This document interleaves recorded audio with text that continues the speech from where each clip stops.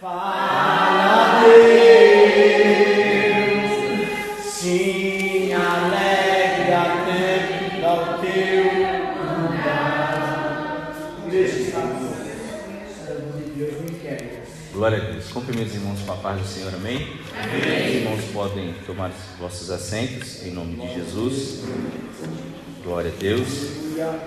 Quero louvar o nome do Senhor pela oportunidade que Ele me concede, em primeiro lugar, de voltar a essa casa, estar uma vez mais tendo a oportunidade de Deus de congregar com os irmãos. Para mim é uma alegria muito grande em meu coração.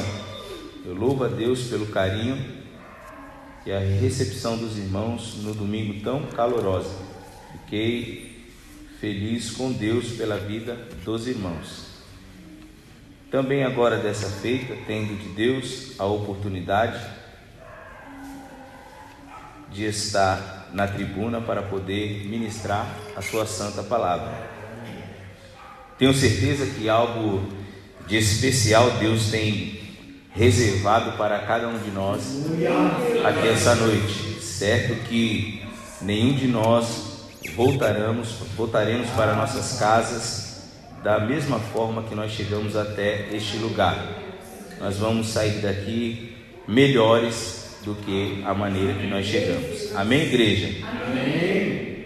Vamos ler um texto da palavra do Senhor nosso Deus, que se encontra em Lucas, capítulo de número 15. Glória a Deus nas alturas.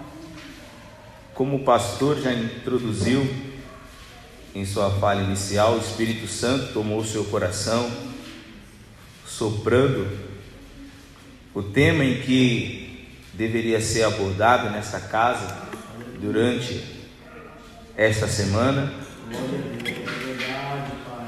E assim também nos fazendo este convite,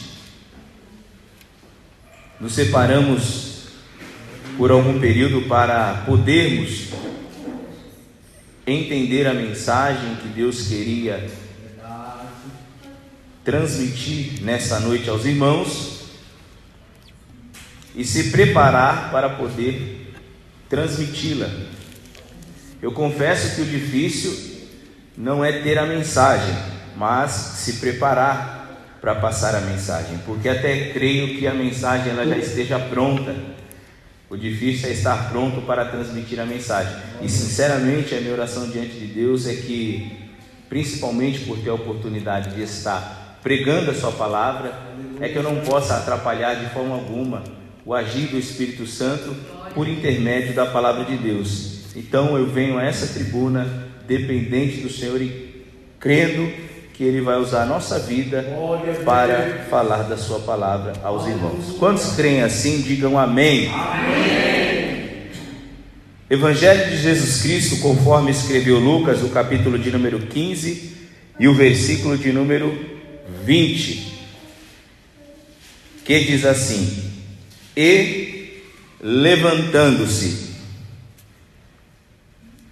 Versículo de número 20 diz assim: e levantando-se. A igreja pode repetir comigo? E levantando-se.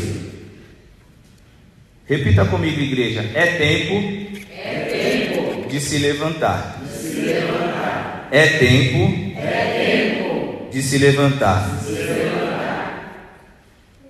Quando eu penso na palavra levantar-se,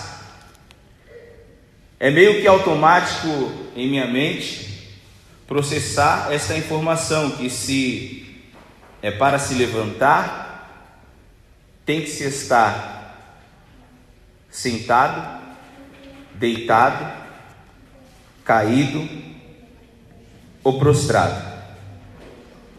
Não é possível uma pessoa se levantar sem que ela haja nenhuma dessas posições: deitado, caído, ou prostrado, ou sentado.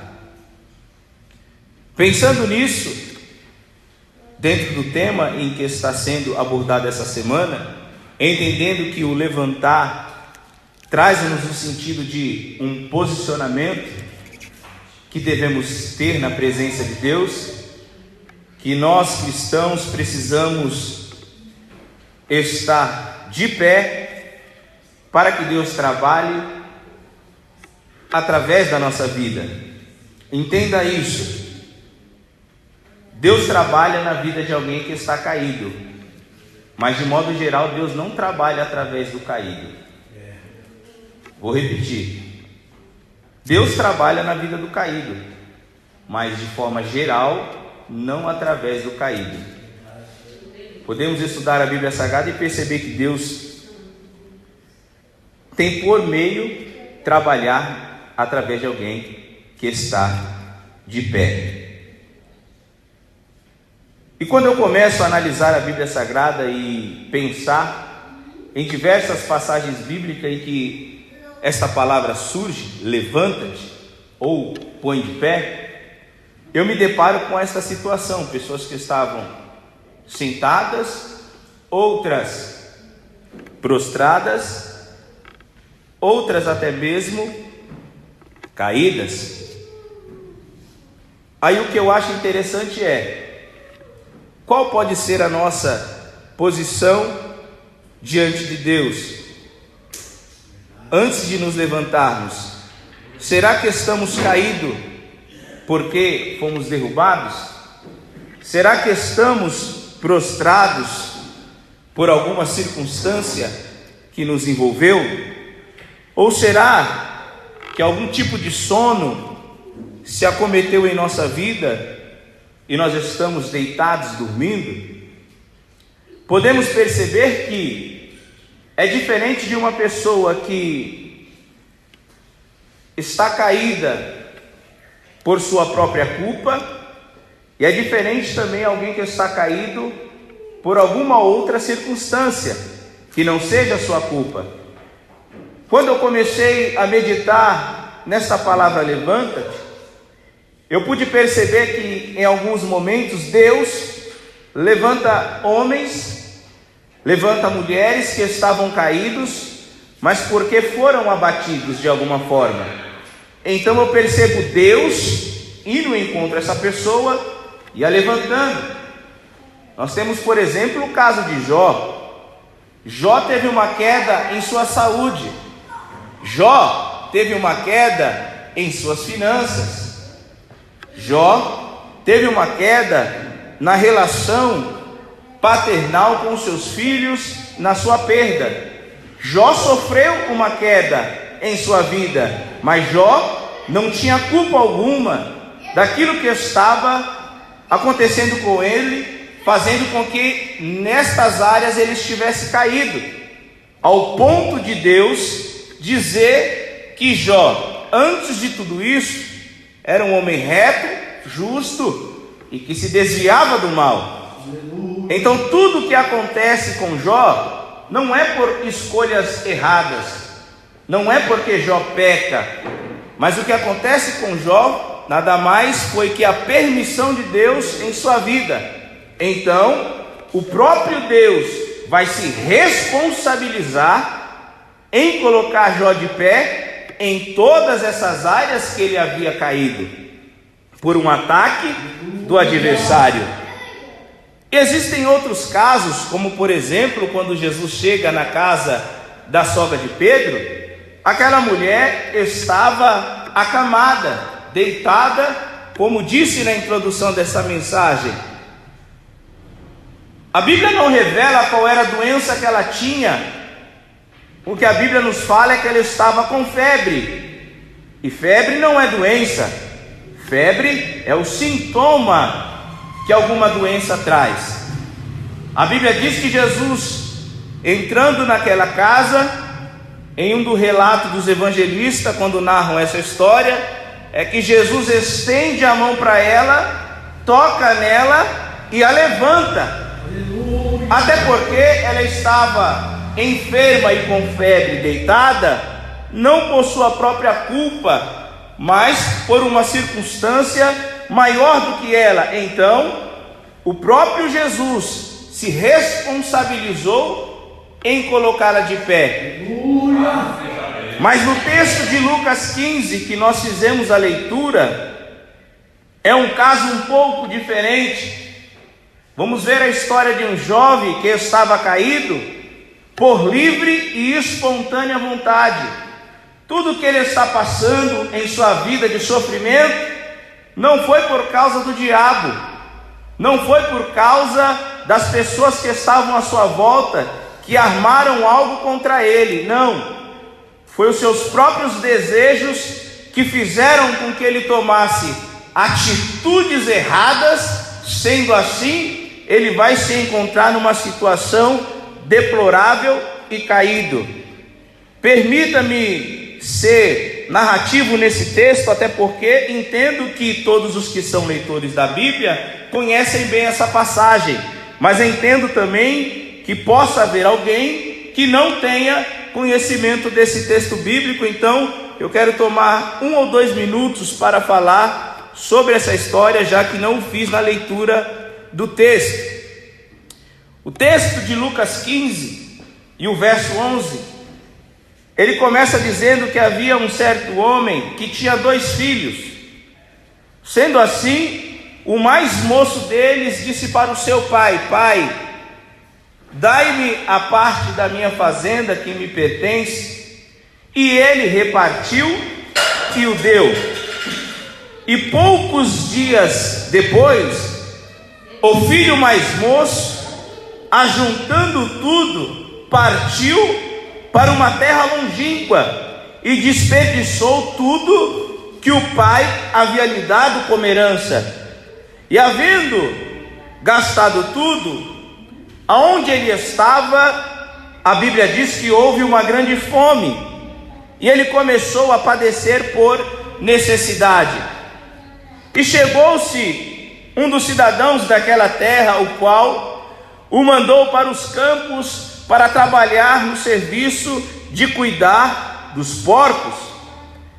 E a Bíblia diz que ele desejava se alimentar com a comida com que os porcos se alimentavam, as bolotas que os porcos comiam, que era uma mistura de vários vegetais.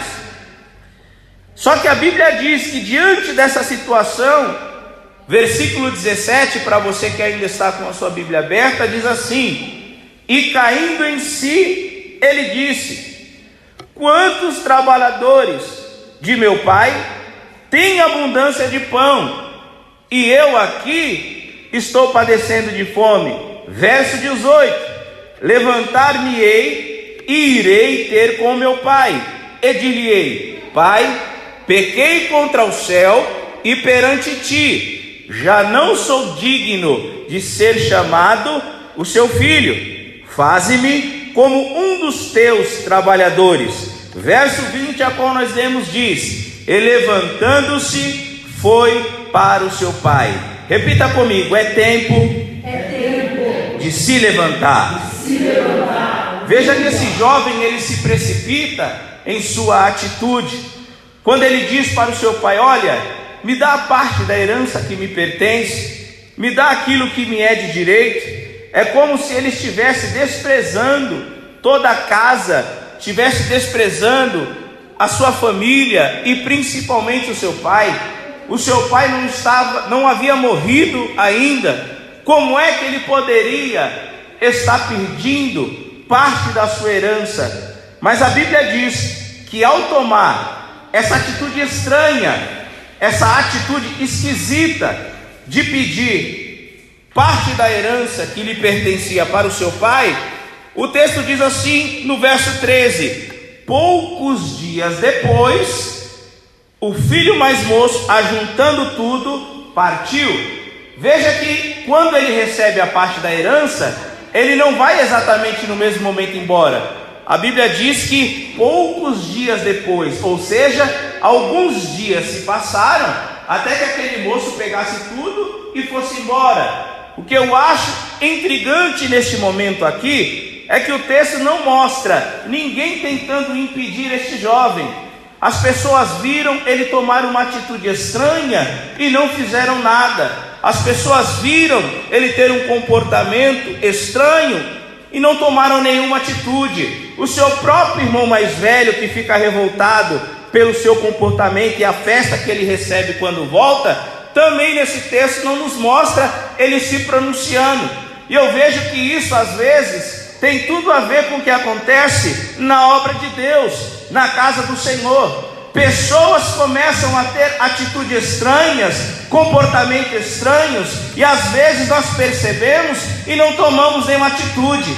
Pessoas que cantavam param de cantar, pessoas que pregavam param de pregar, pessoas que eram frequentes e assíduos na obra de Deus param de frequentar o culto, e às vezes percebemos tudo isso e não tomamos nenhuma atitude. Mas com a graça e com a bondade de Deus vai nos levantar e nos deixarmos mais atentos com os nossos irmãos mais novos que estão do nosso lado, tomando atitudes estranhas, e nós vamos tomar uma atitude sensata e correta diante da presença de Deus, ao ponto de chegarmos nessa pessoa e dizer: o que está acontecendo? Eu soube que você pediu parte da herança do pai, ele nem morreu ainda, como é que você quer parte da sua herança? Olha, o que está acontecendo com você? O que está passando pelo seu coração? Louvado seja Deus, que Ele nos levante nessa noite com esse sentimento e com esse cuidado, não deixando essa responsabilidade simplesmente na liderança. Às vezes, irmãos, você está sentado do lado de uma pessoa que está sempre glorificando,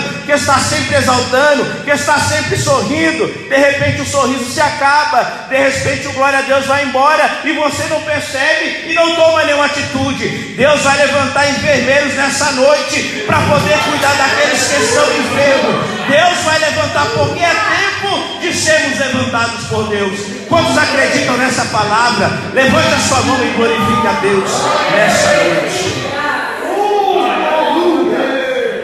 Mas o texto diz que ele vai embora, ele pega tudo e vai embora. Eu não sei se quando ele estava ali na casa do pai, ele enxergava aquela cidade e achava que lá poderia ser melhor de onde ele estava. E é o que ele faz, ele vai para este lugar. Indo para este lugar, a Bíblia diz que ele pega tudo que ele tinha e gasta, vivendo uma vida dissoluta, com prostituição, bebida, fazendo tudo aquilo que não devia. Só que chegou-se o período em que o dinheiro deste jovem acabou. E o texto diz no verso 14 que houve uma grande fome naquela terra. A fome tomou conta daquele lugar. E aí ele foi procurar um emprego, e o emprego que foi lhe dado foi um emprego para cuidar dos porcos. E ali, trabalhando, cuidando de porcos, ele chega e se depara com a situação em que ele estava vivendo, prostrado, caído. E o texto, no versículo 17, diz assim, e caindo em si.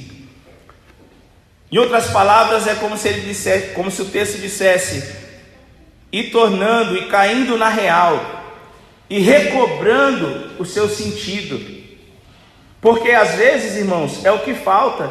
Porque como pode uma pessoa abandonar um lugar como esse, pastor, para ir viver numa terra longínqua? Às vezes a pessoa faz isso porque ela fugiu o seu sentido. É quando ela para de perceber o quão bom e quão maravilhoso é estar num lugar como esse. É quando ela não consegue mais. Como o pastor disse, esses dias ele disse uma palavra aqui no culto, e eu gosto demais de ver o pastor Vanel pregar, porque ele tem uns insights, uma revelação com Deus assim, que é fora de série. Ele falou uma coisa interessante, ele falou assim: irmão, tem hora que o crente ele vem para o culto e fala, poxa, o mesmo culto, o mesmo louvor, a mesma coisa. Ele dizia que às vezes o que falta é consagração, porque se você está mais consagrado com Deus, você não encara o culto como mais um culto, como mais um louvor, como mais uma pregação.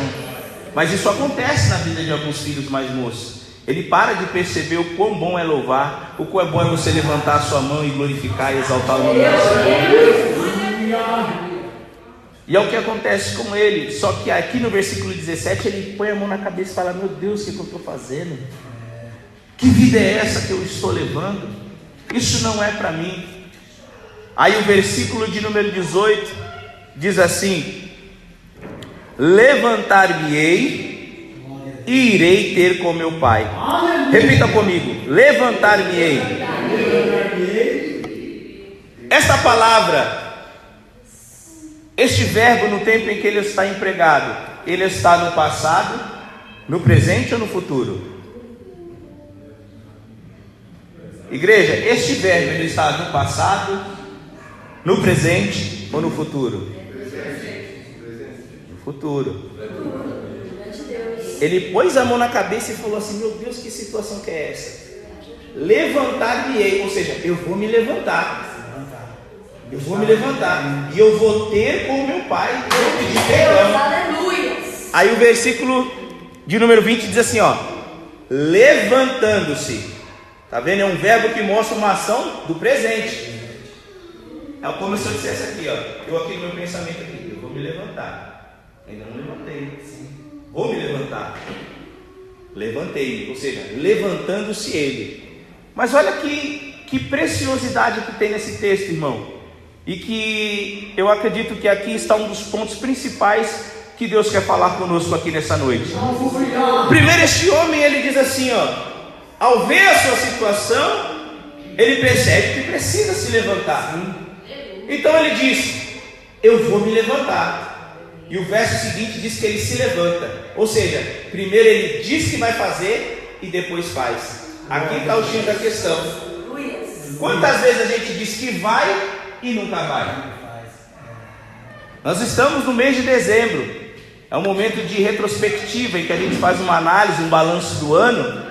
Aí é a hora que a gente mais faz promessa. Não, em 2019 eu vou começar e vou emagrecer, vou perder peso.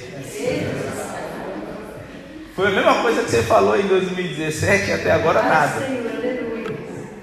Não, em 2019 eu vou orar mais, vou ser mais crente, não vou perder o culto por qualquer coisa. Não, em 2018 eu fui muito ignorante, muito arrogante, muito tudo do meu jeito.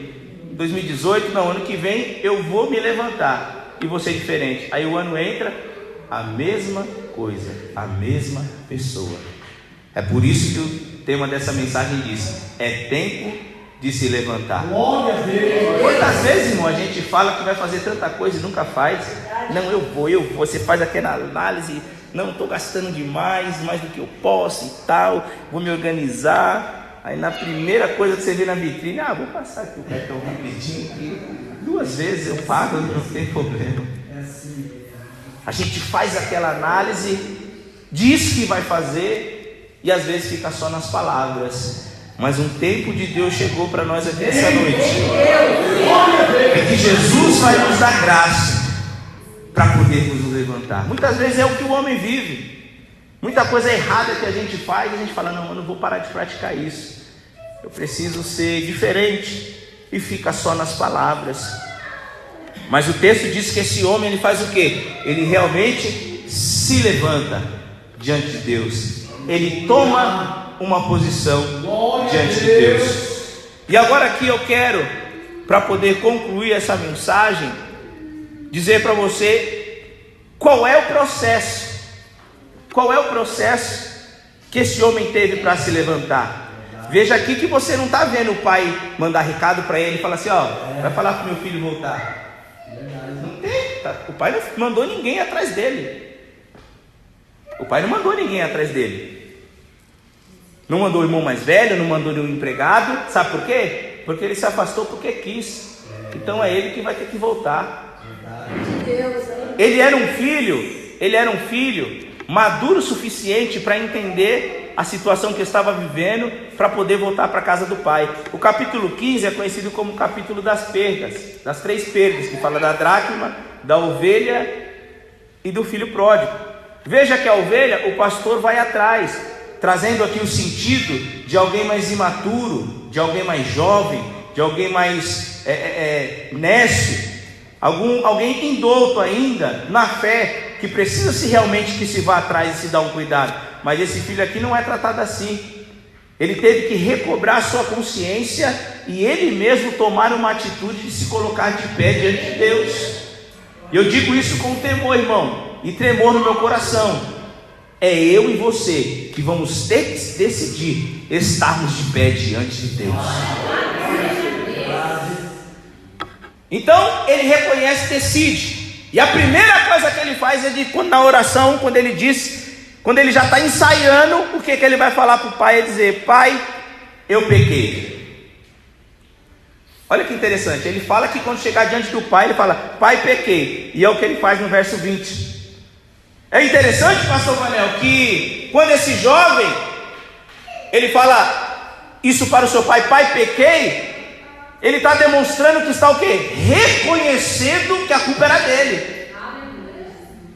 Ele não disse assim, que ia chegar diante do pai: ó pai, fiz tudo aquilo ali, tá? Porque meu irmão não gosta muito de mim. Tem vezes que ele passa por mim, não dá paz do Senhor, não me dá bom dia, não me cumprimenta direito, sabe? Então, por isso que eu tomei essa atitude. Eu senti que, sabe, vocês não me amam nessa casa. Foi isso que ele falou? Não. Ele fala: pai, eu pequei. Ele assumiu a culpa do que ele estava vivendo. O homem de Deus e a mulher de Deus, para ser colocado de pé novamente diante da presença de Deus, ele precisa reconhecer que ele errou. Ele precisa colocar a mão na sua consciência e falar: não, a culpa é minha. Se eu estou vivendo essa situação, a culpa não é da minha mulher, não é do meu filho, não é da minha filha, não é do meu patrão, não é do meu pastor, não é da minha pastora, não é do meu irmão, não é de ninguém. O que eu estou passando, a culpa é minha. Então, se você quer ser colocado de pé diante de Deus, o primeiro passo é esse: reconheça que errou, assuma a culpa, ponha a mão na sua consciência e tenha certeza que foi você o principal culpado, porque nós recebemos de Adão essa herança de pôr a culpa nos outros. O que aconteceu aí, Adão? Não, a mulher que você me deu, mas não é minha, eu pequei por causa dela. E você? Não, foi a serpente. Então, irmão, não adianta. Não, eu não sou assim, não, eu sou. Não, irmão, a gente recebeu essa herança de Adão. Se não for a graça do Espírito Santo sobre nós, sobre a nossa vida, a gente não consegue reconhecer.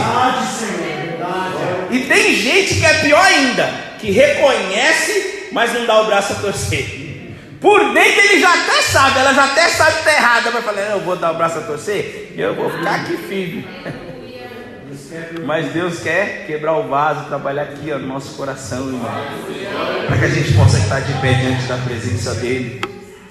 E o texto diz que ele reconhece. E é lindo aqui para a gente encerrar, irmão. Olha que lindo. O que esse pai dele era? O que ele era? Quem era esse pai dele? Quem, Paulo? Ele era um fazendeiro, tinha muitos empregados. Ou seja, o pai desse jovem era um fazendeiro de muitas posses, tinha muitos empregados. Então, quando ele está caído, ele falou assim: eu vou me levantar e vou lá falar com o fazendeiro. Eu vou me levantar e vou ir lá falar com o empresário. Foi isso que ele disse? Não. Sabe o que ele disse? Independente das que eu fiz, toda aquela bobagem que eu fiz pegando a herança, eu vou ter com meu pai. Abacalassura, abacalassura. Ele olha para dentro de si, sabe que errou, sabe que fez besteira, mas quando ele disse que vai, ele não vai falar com o fazendeiro e nem com o empresário. Ele disse: eu vou falar com meu pai, porque independente do que eu fiz, ele continua sendo meu pai e estará de braços abertos para me receber. Glória a Deus. Então ele sabe que é filho. E o lindo, olha o que o texto diz: e levantando-se foi ter com seu pai. Versículo 20, olha, observe comigo. E levantando-se foi para o seu pai. E quando ainda estava, o pai, pastor Vanel, ele não mandou ninguém atrás do filho, mas parece que eu vejo ele na porta da casa olhando. Sim, qualquer hora ele vai voltar. Glória a Deus. Qualquer hora ele vai levantar. Qualquer hora ele vai se pôr de pé. Só Deus tem essa capacidade de enxergar os filhos que estão ainda longe, voltando para essa casa. Eu tenho uma palavra profética para você. Enquanto eu estava sentado ali, o Senhor ministrava no meu coração. Tem alguém que você ora? Tem alguém que você chora? Tem alguém que você clama? Tem alguém que você pede a Deus e você olha para essa pessoa e você diz: ixi, isso está longe da casa do Pai. Está longe. Está longe para você, mas o Pai tem capacidade de enxergar o filho voltando, ele ainda estando longe. Com seus olhos ele está longe, mas o pai já está vendo ele voltar para casa dele. E eu encerro. O texto diz que quando o filho chega, o pai manda trazer, versículo de número 22. Mas o pai diz aos seus servos: trazei-me depressa a melhor roupa. Roupa aqui, falando de honra, que eu não quero explanar sobre isso, até porque o tempo já se avança, mas eu quero me deter em um outro item que o pai lhe traz aqui: trazer-lhe vestir, roupa e vestilho. Também tragam um anel e coloque-o no dedo. Também não é sobre isso, mas é quando o pai diz assim, ó: traga sandálias e coloque nos seus pés. Traga a sandália e coloque nos seus pés. Na cultura daquela época, só os filhos andavam calçados. Os escravos não tinham condições de andarem calçados, somente aqueles que eram filhos. Os trabalhadores normalmente também não andariam calçados, somente os filhos. Quando ele está orando, está arrependido, qual é a oração que ele faz? Eu vou voltar e dizer que eu pequei e falar assim, ó: eu não sou digno de ser chamado filho. Verso 20 diz assim: faze-me, 19, faze-me como um dos seus trabalhadores. Olha que coisa linda. Ele volta humilde, quebrantado, não é chegando cheio de direito, não, na humildade, na simplicidade, querendo ser tratado como filho, como empregado, como um simples trabalhador da casa. Já não queria uma posição de filho, mas quando ele ouve o pai falar assim: traz a sandália, irmão, superou as expectativas dele, que ele pensou que ele ia ser tratado só como mais um mero empregado. Mas quando o pai libera aquela palavra dizendo: traz a sandália, em outras palavras o pai estava dizendo: você fez o que fez, mas eu não posso te receber como escravo, eu não posso te receber como servo, porque eu não tenho como te chamar mais de servo, eu te chamo de filho, eu te chamo de amigo, eu te chamo daquele que é íntimo meu. Eu te chamo de filho, porque é isso que você é. Você é meu filho e eu não abro mão de você. Fica de pé, igreja, eu quero orar por você nessa noite. Quantos sabem que são filhos dele aqui? Levanta a sua mão. Quantos sabem que são filhos? Levanta a mão. Independente dos seus erros, independente das suas falhas, ele não te chama de servo, ele te chama meu filho. Você é meu filho. Você errou, você falhou, mas os meus braços estão abertos. Eu te digo: tu és meu filho, tu és meu, e eu não abro mão de você. Embora o irmão mais velho não está contente, você também é o meu filho.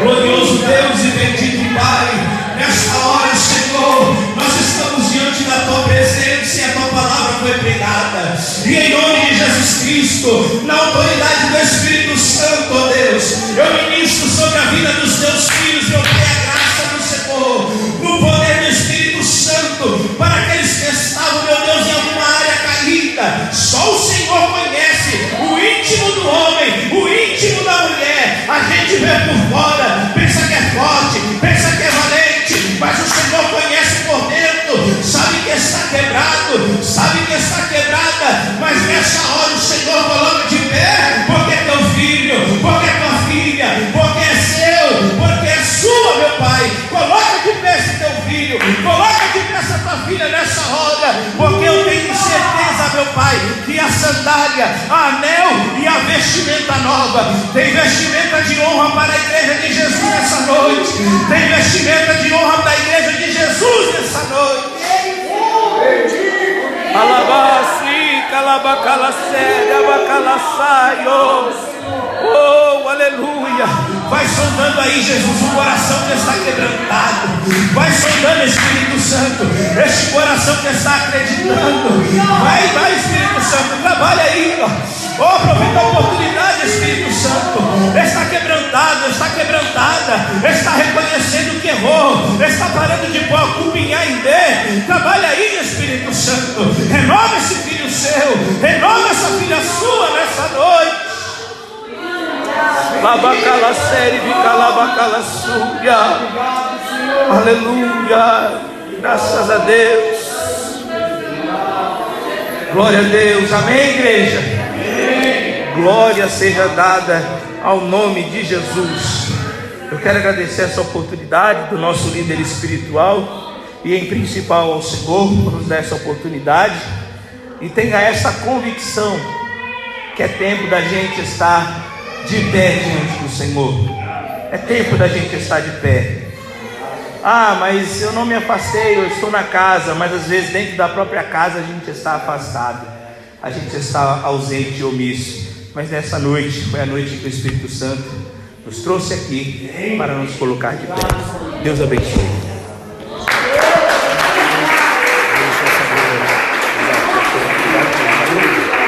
Vai.